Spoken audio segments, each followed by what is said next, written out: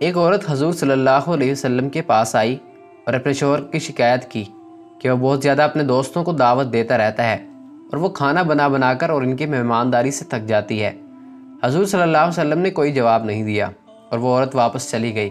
کچھ دیر بعد حضور صلی اللہ علیہ وسلم نے اس عورت کے شوہر کو بلایا اور فرمایا، آج میں تمہارا مہمان ہوں۔ وہ آدمی بہت خوش ہوا اور پھر جا کر اپنی بیوی کو بتایا کہ حضور صلی اللہ علیہ وسلم آج ہمارے مہمان ہیں۔ اس کی بیوی بے حد خوش ہو گئی اور وقت لگا کر محنت سے ہر چیز تیار کرنے لگی اپنے سب سے معزز مہمان حضور صلی اللہ علیہ وسلم کے لیے۔ اس زبردست پرتکلف دعوت کے بعد حضور صلی اللہ علیہ وسلم نے اس شخص سے کہا، اپنی بیوی سے کہنا اس دروازے کو دیکھتی رہے جس سے میں جاؤں گا۔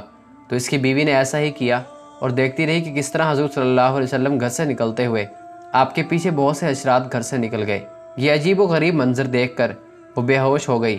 جب وہ حضور صلی اللہ علیہ وسلم کے پاس آئی تو آپ صلی اللہ علیہ وسلم نے فرمایا کہ یہ ہوتا ہے جب تمہارے گھر سے مہمان جاتا ہے تو اپنے ساتھ ہر طرح کے خطرات، مشکلات اور آزمائشیں گھر سے باہر لے جاتا ہے۔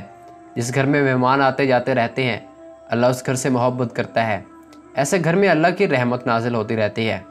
حضور صلی اللہ علیہ وسلم نے فرمایا، جب اللہ کسی کا بھلا چاہتا ہے تو اسے نوازتا ہے۔